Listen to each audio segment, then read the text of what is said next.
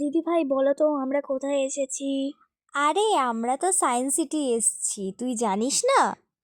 হ্যাঁ জানি তো। তোমার জায়গাটা কেমন লেগেছে ফার্স্টে বলো। জায়গাটা কি সুন্দর, ওপর থেকে দেখেছিস পুরো ভুলভুলাইয়াটাকে? কি সুন্দর দেখতে লাগছে না? ভুলভুলাইয়া তো নামে, কিন্তু এত সুন্দর জায়গা, আর ওপরের যে বিল্ডিংগুলো আরো সুন্দর। তোর কেমন লাগলো ঘুরে? আমার তো খুব দারুণ লেগেছে।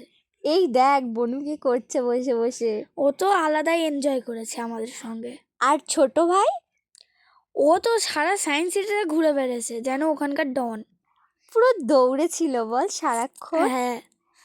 আচ্ছা, এই রোপওয়েটা চড়তে তোদের ভয় লাগেনি? না, মনেই হবে না যে আমরা রোপওয়ে আছি। চারিদিক থেকে ঘেরে, আর আর চারিদিকে যে সৌন্দর্য হেভি। মানে ভিউটা দেখতে খুব ভালো লেগেছে তোদের? হ্যাঁ। আমার তো খুব ভয় লাগে রোপওয়েতে, কিন্তু রোপওয়ে চড়ে কিন্তু খুব মজাও এসেছিল বল ভাই। হ্যাঁ, পুরো সায়েন্স সিটিটাকে আমরা এক ঝলক দেখে নিতে পেরেছি রোপওয়েতে। কিন্তু আরো আগের বারে ভালো লেগেছে, কারণ ওই সাইডের কাজগুলো হচ্ছিল না আগে। আচ্ছা, তুই বন্ধুদেরকে কি বলবি রোপওয়ে করে সায়েন্স সিটি ঘুরতে? হ্যাঁ, রোপোতে ঘুরলেও ভালো হয়, না ঘুরলেও ভালো হয়, কারণ ওখানেই হচ্ছে অনেক টাকা পড়ে যাচ্ছে। ফ্যামিলি গেলে একটু কম টাকা পড়ছে, কিন্তু যদি একজন দুজন করে যাওয়া হয় তো একটু বেশি পড়ছে। আর হেঁটে হেঁটে গেলে পুরো মানে দেখা যাবে, আর ওখানে ফোয়ারা আসছে, পুরো দরজার মতো আছে ফোয়ারাগুলো। ও মানে তুই বলছিস যে অনেকটা কস্টলি হয়ে যাচ্ছে? হ্যাঁ। আচ্ছা, হ্যাঁ জানিস তো, আসার সময় যখন আমরা ফিরে আসছিলাম তখন ওই জায়গাটা খুব ভালো লাগছিল বল। মানে ওই যে ফোয়ারার মধ্যে থেকে আমরা যখন হেঁটে যাচ্ছিলাম। হ্যাঁ, কিন্তু যে কন্ট্রোল করছিল হেভি বদমাইশি করছিল, গায়ের মধ্যে জল ফেলে দিচ্ছিল। হ্যাঁ, আমরা তো পুরো লাস্টে ভিজেও গেছিলাম। হ্যাঁ, ভাইও ছিল।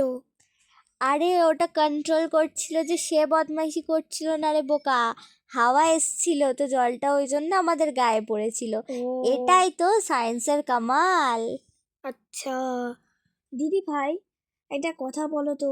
কি বলো? সায়েন্স সিটি তো গিয়েছি, কিন্তু কে তৈরি করেছে আর কবে তৈরি হয়েছে? কি সায়েন্স সিটি? হ্যাঁ।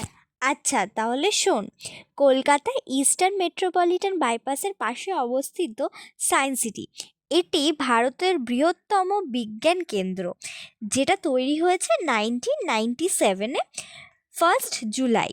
ঠিক আছে।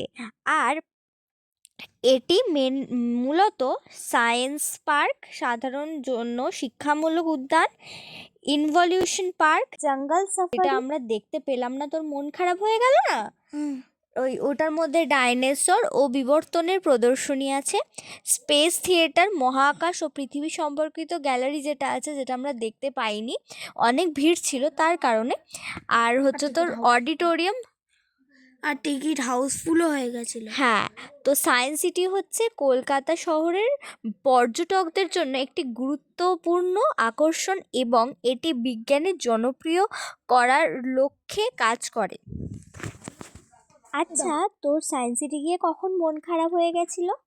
যখন ওই রাইডগুলো চড়তে পারলাম না, আর ওই 3D শো, তারপরে জঙ্গল সাফারি এগুলো করতে পারলাম না, তখন মন খারাপ হয়ে গেছিল।